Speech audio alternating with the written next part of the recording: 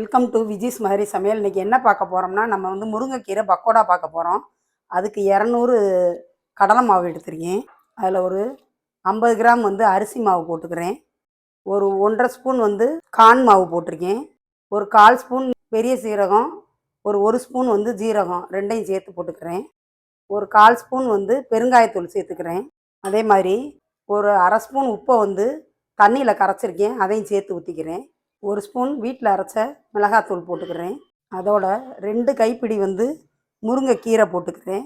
நல்லா உருகி 3 தடவை வந்து கழுவிக்கிட்டேன். அந்த கீரையை தான் சேர்த்துக்கிட்டேன். இப்போ எல்லாத்தையும் சேர்த்து நம்ம பிசைஞ்சிக்கலாம். மாவு எல்லாத்தையுமே கலந்துக்கிட்டேன். இதில் வந்து 2 ஸ்பூன் வந்து நல்லா சூடான எண்ணெய் ஊற்றுறேன். எல்லாத்தையும் சேர்த்து பிசைஞ்சிக்கலாம். பிசைஞ்சிட்டு கொஞ்சம் தண்ணி ஊற்றி கரெக்டாக பக்கோடா போடுற அளவுக்கு நம்ம வந்து பிசைஞ்சிக்கலாம். பக்கோடா போடுற அளவுக்கு நான் பிசைஞ்சிக்கிட்டேன். இப்போ கடைசியாக வந்து ஒரு 10-15 சின்ன வெங்காயம் நறுக்கி வச்சுருக்கேன், அதையும் சேர்த்துக்கிறேன். அதையும் சேர்த்து பிசைஞ்சுக்கிடுவோம். பிசைஞ்சிட்டு அப்புறம் பக்கோடா போடலாம். இப்போ எல்லாத்தையும் சேர்த்து பிசைஞ்சுக்கிட்டேன். பாருங்கள் எந்த அளவுக்கு பிசைஞ்சிருக்கேன்னு பாருங்கள். இனிமேல் எண்ணெயை நம்ம சுட வச்சுட்டு பக்கோடா போட்டுக்கிறலாம். எண்ணெய் சூடாயிடுச்சான்னு பார்ப்போம். ஒரு துண்டு மாவு போடுறேன். நம்ம கொஞ்சம் கொஞ்சமாக எடுத்து போட்டுக்கலாம்.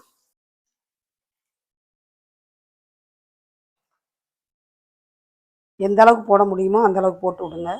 கொஞ்ச நேரம் அதுவே வேகட்டும். மீடியமான தீயிலேயே வேக வைங்க. நல்லா ப்ரௌன் கலர் ஆகிற வரைக்கும் விடுங்க.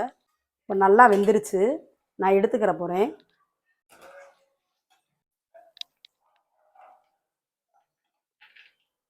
பாருங்கள் எப்படி சூப்பராக வந்திருக்குன்னு. நம்ம அடுத்த செட்டாக போட்டுக்கிடுவோம். பக்கோடாவும் போட்டு எடுத்துக்கிட்டேன். பாருங்கள் எவ்வளோ கிறிஸ்பியாக வந்திருக்குன்னு பாருங்கள். சூப்பராக வந்திருக்கு. நல்லா மொறுமொறுன்னு வந்திருக்கு.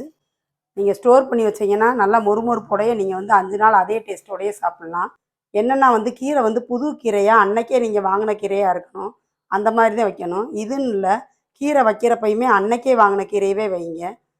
நான் செஞ்சது பிடிச்சிருந்துச்சுன்னா லைக் பண்ணுங்கள், ஷேர் பண்ணுங்கள், சப்ஸ்கிரைப் பண்ணுங்கள். தேங்க்யூ.